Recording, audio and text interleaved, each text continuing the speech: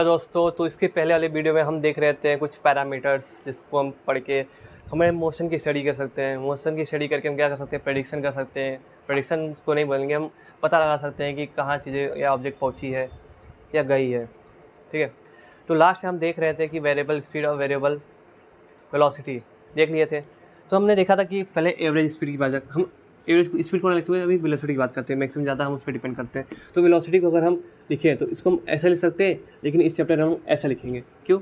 क्योंकि ये one dimension है। तो अगर आप वेक्टर साइन का दिखाने की जरूरत नहीं है तो आप दोनों ले सकते हैं।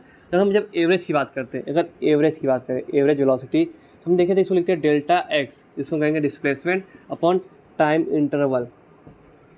ये एवरेज हो गया। लेकिन जब हम क्या करें, इंस्टेंटेनियस की बात करें,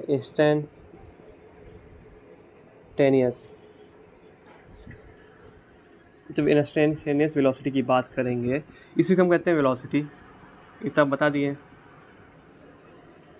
अगर वेलोसिटी की बात करते हैं तो इंस्टेंटेनियस क्या होता है कि हम किसी पर्टिकुलर टाइम पे, किसी पर्टिकुलर टाइम पे बताएं कि उसकी वेलोसिटी कितनी है। तो हम अगर दिखाएंगे तो 20 दिखाएंगे, इसको दिखाएं या इसे दिखाएं। तो जब पर्टिकुलर टाइम की बात करेंगे तो जो इंटरवल होगा वो पर्टिकुलर टाइम के बीच का बहुत बहुत कम होगा। तो हम क्या करते हैं, जो delta x upon delta T है, हम क्या करते हैं, लिमिट को डेल्टा टी करते हैं टेंस टू 0, तभी तो पर्टिकुलर टाइम पे आएगा। जैसे एग्जांपल के लिए तौर पे रखते हैं 5 सेकेंड और 5.1 सेकेंड।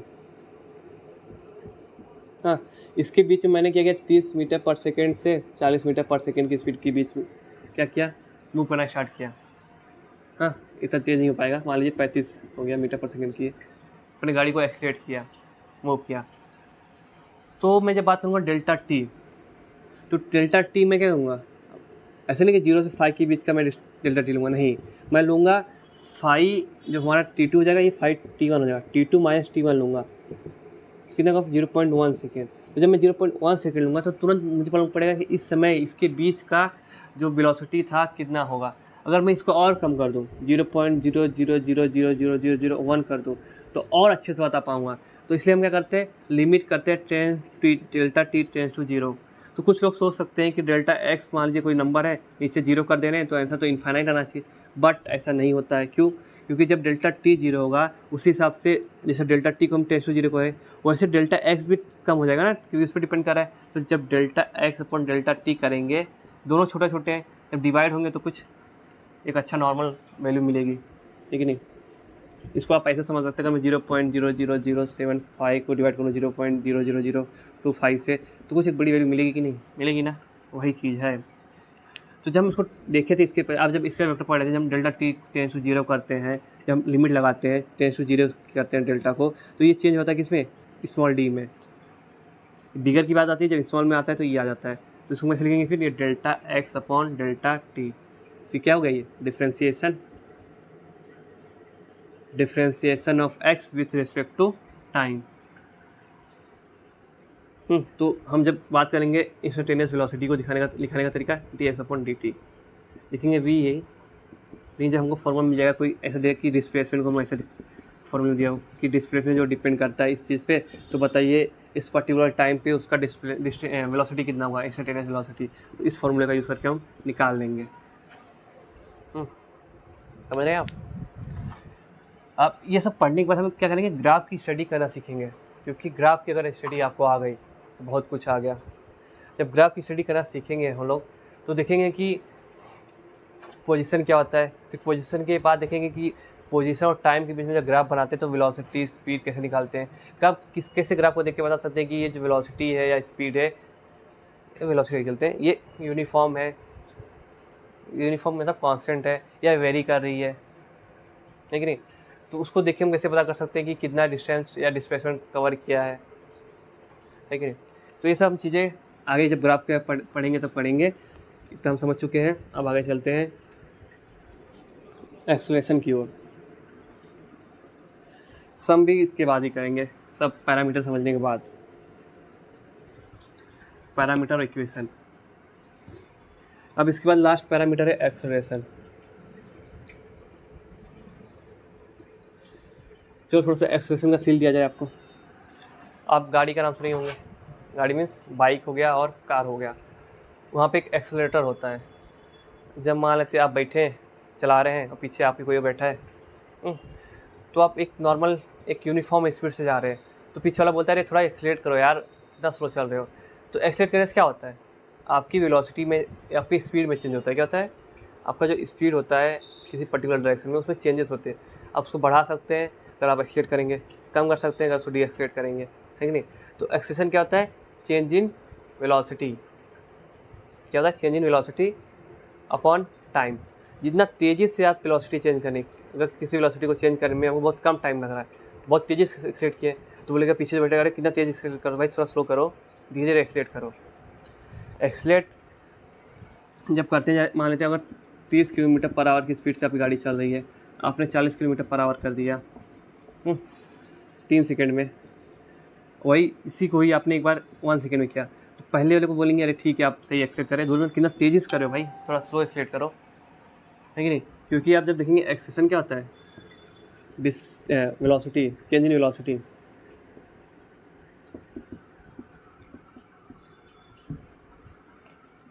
Upon time interval. तो टाइम इंटरवल लेते हैं जब हम एक्सीलेट करना स्टार्ट करते हैं तब से जब एक्सीलेट करना छोड़ देते हैं, तब के बीच का जो इंटरवल होता है उसको टाइम इंटरवल बोलते हैं। तो एक्सेलेरेशन के साथ चेंज इन वेलोसिटी होना चाहिए, ना कि velocity, change in velocity upon time interval. जैसे आपको एक कॉन्सेप्ट मालूम होगा ना, इस मान लीजिए एक्सेलेरेशन लिखते हैं, acceleration v upon delta T है, ये डायरेक्टली प्रोपोर्शन है, ये जो एक्सेलेरेशन डायरेक्टली प्रोपोर्शन किसके, डेल्टा वी के, ये इनवर्सली प्रोपोर्शन डेल्टा टी है। अगर जब हम ऐसी बात करते हैं तो इस टाइम क्या है हमारा, जो टाइम इंटरवल क्या है, कॉन्स्टेंट ले लिया, मतलब सेम लेके चलेंगे। अगर सेम टाइम में वेलोसिटी ज़्यादा चेंज कर रहे हैं, मान लेते हैं एक बार हम चेंज करें 30 किलोमीटर सेकेंड से 40 किलोमीटर पर सेकेंड, कितना लग रहा है, 2 सेकेंड, 2 सेकेंड में इतना स्पीड हम चेंज कर रहे हैं। हाँ, एक बार वही 30 किलोमीटर से 60 किलोमीटर पर सेकेंड कर रहे हैं, 2 ही सेकेंड में, है कि नहीं। तो इसमें चेंज कर रहे हैं, कांस्टेंट टाइम है। तो देखा जाए तो बोलेंगे कि आप इस बहुत तेज़ी से एक्सीलेट किया नीचे वाले में, इसमें एक्सीलरेशन ज़्यादा हुआ है क्योंकि बहुत तेज़ी से आपने एक्सीलेटर ऐड दिया है। हाँ, अगर यूनिवर्सली इसकी बात करें तो इसमें क्या होता है, डेल्टा वी जो दूसरा क्वांटिटी होगा उसको कैसे कांस्टेंट लेते हैं, ये कांस्टेंट होगा, मतलब सेम होगा, चेंज जो हो रहा है। तो इसमें क्या होगा, 30 से 40 गए, कितना लगा, 2 सेकेंड, अब 30 से 40 गए, इसमें लगा 10 सेकेंड। तो बोलेंगे ठीक है, पहला वाला बहुत तेज़ी से एक्सीलेट किया है, दूसरा वाला आराम से एक्सीलेट किया है। तो एक्सेलेरेशन आपकी वेलोसिटी तो रीच कर जाएगी उतने में, लेकिन टाइम कम ज़्यादा के हिसाब से आपका एक्सेलेरेशन होगा। तो ये होता है डायरेक्ट प्रोपोर्शन, होता है inverse proportion. Direct proportion means अगर चेंज हो रहा है तो हमारे क्वांटिटी में भी जो डिपेंड करे उसमें भी चेंज होगा, और अगर इनवर्स प्रोपोर्शन में अगर चेंज ज़्यादा हो रहा है इनवर्सली, तो हमारी जो क्वांटिटी डिपेंड करती है उस पर चेंज कम होगा, है कि नहीं। तो ये तो समझाने के लिए था, बताइए। तो जो मैं एक्सेलेरेशन लिखा हूँ, ये कौन सा एक्सेलेरेशन है, एवरेज एक्सेलेरेशन। क्या होगा ये, delta we upon delta T. Delta we means v2 minus v1, इसका मतलब t2 माइनस t1। अभी मैं 30 से 40 पे गया, 30 किलोमीटर से 40 किलोमीटर आवर पे गया, एक पर्टिकुलर टाइम में कितना, 1 सेकेंड, 0 सेकेंड से स्टार्ट किया, 0 सेकेंड नहीं मान लेते हैं, जब मैंने इसको स्टार्ट करना है मतलब तेज़ करना स्टार्ट किया तो 0 सेकेंड था, मान लेते हैं। और उसके बाद ये 2 सेकेंड गया, 2 सेकेंड में हम लोग 40 कर लिया, तो कैसे निकालेंगे, और किसी पर्टिकुलर डायरेक्शन में बताना पड़ेगा ना। तो क्या हो जाएगा, 40 kilometre per hour minus, per hour नहीं लेते भाई, थोड़ा मुश्किल पड़ जाएगा, मीटर पर सेकंड लेते हैं, मालूम है बहुत ज़्यादा लिख जाऊँ लेकिन फिर भी आप कंसीडर करके चलें। 40 मीटर पर सेकंड, इधर 30 मीटर पर सेकंड, अपन कितना टाइम, 2 सेकंड। देखेंगे 10 का गैप है, तो 10 मीटर पर सेकंड अपन 2 सेकंड, तो हो जाएगा 5 मीटर पर सेकंड स्क्वायर का क्या है आपका एक्सेलरेशन है। और एक्सेलरेशन के लिए हम जो सिंबल यूज़ करते हैं स्मॉल ए यूज़ करेंगे, इस पर वेक्टर दिखाएंगे, लेकिन जैसे बोलते हैं हूँ यहाँ पे हम लोग बस ए यूज़ करेंगे क्योंकि 1 डायमेंशन मोशन में हम बात कर रहे हैं, लेकिन नहीं समझ गए। तो ये एवरेज हो गया, एवरेज। अब इसी इसमें भी क्या होगा, इंस्टेंटेनियस होगा, इंस्टेंटेनियस एक्सेलरेशन।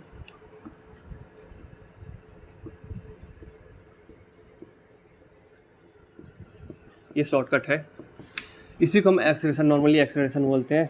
ये क्या हो जाएगा, इसमें हम जो delta x upon delta we upon delta T करते हैं, सेम वही चीज़ इसमें लिमिट लग जाएगा। क्या, जो टाइम होगा उसके बीच का इंटरवल टेंस टू जीरो करेगा, तो ये हो जाएगा d v upon d T.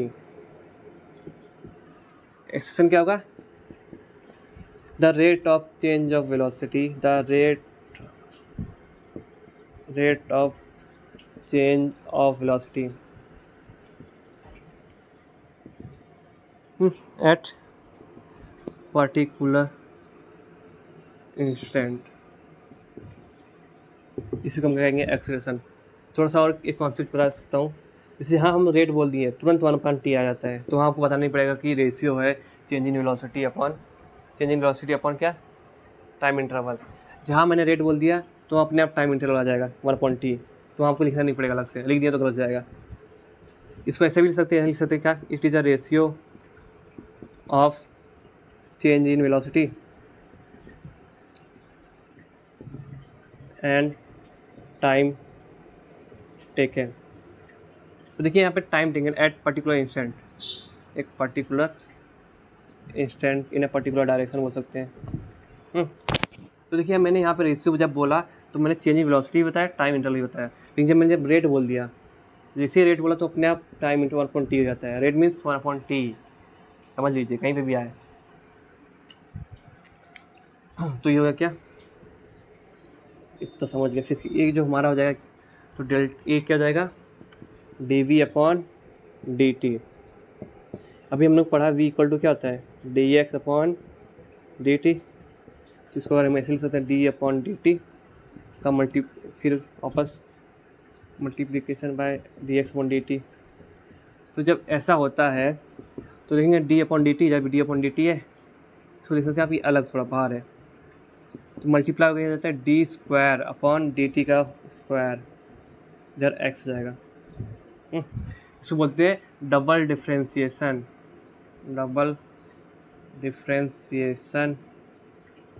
Of x with respect to time T.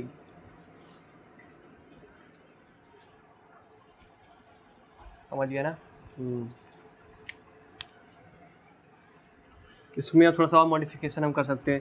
आपको पता है ए, इसको ऐसा लिखे इस चैप्टर में इक्वल टू ए क्या, d v upon d t है। तो आप क्या कर सकते हैं, यहाँ पे आप डी एक्स का ऊपर मल्टीप्लाई करते हैं, डिफरेंशियल नीचे भी डी एक्स कर लें, तो एक डी एक्स इसके साथ जा सकता है, डी वी ले लेते हैं नीचे, या डी एक्स ले लेते हैं इसको, ये वाला इसके साथ चल जाएगा, d x upon d v d t. ये डॉट नहीं है यहाँ, ठीक है, डॉट नहीं है, ये मल्टीप्लिकेशन है। तो D x upon d t अभी हम लोग पढ़े, इसको कहते हैं वी, तो हो जाएगा वी, ये आगे जाएगा वी अपॉन डी एक्स। तो एक्सप्रेशन को हम लोग ऐसे भी लिख सकते हैं। अब इससे यूज़ कब करेंगे, जब हमें डिस्प्लेसमेंट वेलोसिटी जो दिया गया हो किसके फॉर्म में हो, फंक्शन ऑफ एक्स के फॉर्म में हो। Function of x means function of position के फॉर्म में हो। अब इससे यूज़ कब करेंगे, जब हमको क्या एक्स जो है फंक्शन ऑफ टाइम में दिया हो, या बोल सकते हैं हमें जो वेलोसिटी दिया हो फंक्शन ऑफ टाइम में दिया हो, तब डिफ्रेंशिएट करेंगे, है कि नहीं। इतना कमाल की बात है, दो अलग अलग फॉर्मूले। तो एक्सप्रेशन आप समझ चुके हैं, ठीक है। जब हम इसका ग्राफ का स्टडी करेंगे और मजा आएगा करने में।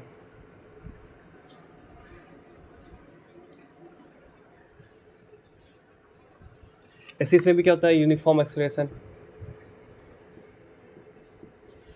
क्या हो, जब हमारा जो एक्सेलरेशन हो, या जिसको कहते हैं D x D two upon D x T square हो, ये क्या हो, यूनिफॉर्म हो, मतलब चेंज इन वेलोसिटी जो हो, change in velocity in particular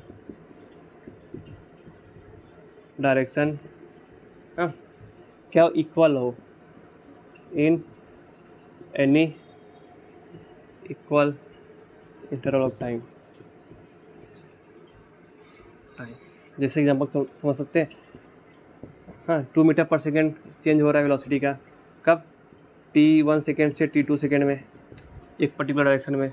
इससे 2 मीटर पर सेकेंड का वापस हो रहा है कहाँ, 2 सेकेंड से 3 सेकेंड में। तो देखेंगे हर बार सेम चेंजेस हो रही है, तो बोलेंगे ये यूनिफॉर्म है। नॉन यूनिफॉर्म या वेरिएबल बोलेंगे कब, वेरिएबल एक्सेशन कब बोलेंगे, जब अनइक्वल हो, अनइक्वल चेंज हो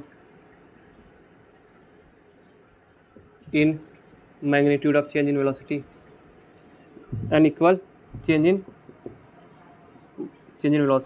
वेलोसिटी इन इक्वल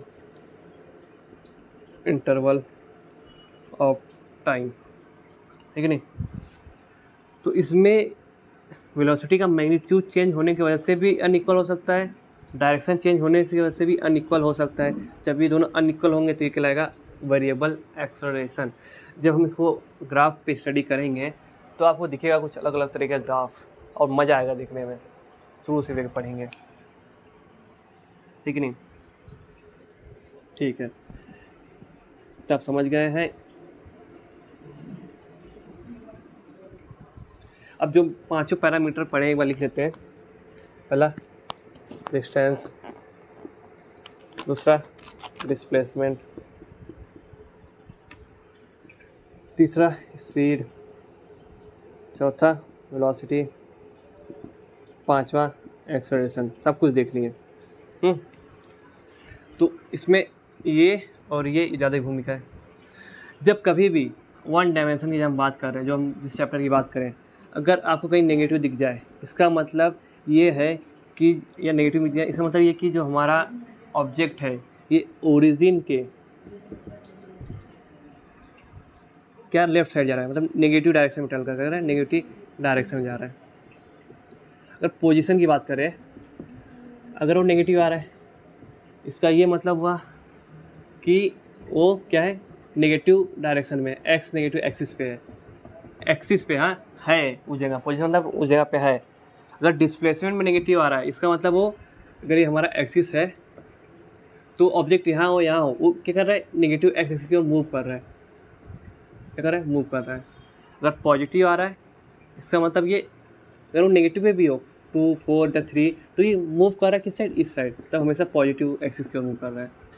जब डिस्प्लेसमेंट पॉजिटिव आया, मतलब पॉजिटिव एक्सिस की ओर मूव कर रहा है, वो नेगेटिव डायरेक्शन में मूव कर सकता है, मतलब वो नेगेटिव पोजीशन से भी मूव कर सकता है। अगर -4 से इधर की हो जा रहा है, फिर भी बोलेंगे पॉजिटिव डिस्प्लेसमेंट है। हाँ, यहाँ जा रहा है तो भी बोलेंगे पॉजिटिव, यहाँ जा रहा है तो पॉजिटिव बोलना ही है। अगर वही अपोजिट डायरेक्शन में आए, नेगेटिव एक्सिस की ओर, तो कहेंगे क्या है, उसका जो डिस्प्लेसमेंट होगा वो नेगेटिव होगा। ऐसे वेलोसिटी, अगर वेलोसिटी नेगेटिव आ रही है तो मतलब जो पार्टिकल हमारा मूव कर रहा है इन नेगेटिव एक्स डायरेक्शन। अगर पॉजिटिव आ रहा है, इसका मतलब मूव कर रहा है कहाँ पे, पॉजिटिव एक्स डायरेक्शन। क्योंकि आपको पता है जो वेलोसिटी होता है डिस्प्लेसमेंट अपॉन टाइम होता है, टाइम तो होने वाला है पॉजिटिव, तो जिस तरह ये मूव करेगा उस तरह वेलोसिटी मिलेगा। अगर डिस्प्लेसमेंट नेगेटिव आया, इसका मतलब हमारा ऑब्जेक्ट नेगेटिव एक्सिस की ओर मूव कर रहा है। अगर पॉजिटिव आया मीन्स क्या कर रहा है, पॉजिटिव एक्सिस की ओर मूव कर रहा है। ऐसे ही एक्सेलरेशन होता है। अगर हम लोग एक्सेलरेशन कंसीडर कर रहे हैं नेगेटिव एक्सिस की ओर, अगर नेगेटिव क्या होगा, जब हम नेगेटिव एक्सिस की ओर कंसीडर कर रहे हैं, है कि नहीं। जैसे जब फ्री फॉल की बात करते हैं, जब बॉल ऊपर से नीचे गिरता है, अगर मैंने ऊपर एक्सिस को पॉजिटिव मारा है, वाई एक्सिस को अगर ऊपर लेके पॉजिटिव मारे हैं, हाँ, तो वो नीचे गिरा ना, किसके, वाई एक्सिस के प्लस एक्सिस के अपोजिट गिरा है, नीचे साइड, मीन्स किधर, अलॉन्ग -y एक्सिस। तो हम उसको कंसीडर करते हैं क्या, -9.8। देखेंगे आगे, अगर वही सेम मूव करता, जब हम ऑब्जेक्ट फेंकते हैं तो किसी एक्सेशन फेंकते होंगे, तो हम उसको करेंगे पॉजिटिव कंसीडर करेंगे। अगर वो पॉजिटिव एक्स या एक्स या वाई जो भी लेके चलते हैं मूव करेगा, तो उसको पॉजिटिव कंसीडर करेंगे, ठीक है। अब आगे और देखेंगे कि कब जो एक्सेलरेशन होता है ऑब्जेक्ट में फोर्स लगने के बाद, अगर वो नेगेटिव एक्सिस पे भी जा रहा है फिर भी पॉजिटिव हो सकता है। अगर वो उल्टा की ओर, मतलब उल्टी की ओर जाए, हाँ, जब वो फोर्स की बात करेंगे तब आएगा, ठीक है। यहाँ पे वो नहीं आएगा। अगर वो नेगेटिव की ओर जा रहा है तो हम जो एक्शन लेंगे वो नेगेटिव लेंगे, पॉजिटिव की ओर जा रहा है तो हम एक्शन लेंगे पॉजिटिव लेंगे। ठीक है, इसको और अच्छे से बताएंगे लास्ट वाला एक्सेलरेशन का।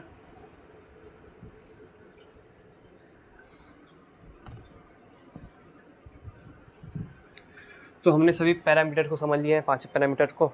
अब इसके बाद हमारा जो टॉपिक बचा है equation of motion in uniform acceleration. इसके बाद हम पढ़ेंगे फ्री फॉल क्या होता है, कुछ सम्स, ये सब टॉपिक्स पढ़ने के बाद हम सम करेंगे। इस चैप्टर में इतने टॉपिक्स हैं, इसके बाद सम्स करेंगे। सम्स करने के बाद सब चीज़ें क्लियर हो जाएंगी आपको। क्लियर होने के बाद ये सब फिर हमारा जो मेन आएगा ग्राफ, हम लोग क्या करेंगे, ग्राफिकल स्टडी करेंगे हर वेलोसिटी एक्सेस हर पैरामीटर का। फिर देखेंगे ग्राफ की यूज़ क्यों पड़ी, ग्राफ को हम लोग इस तरीके से क्यों दिखाते हैं परपेंडिकुलर एक्सिस से।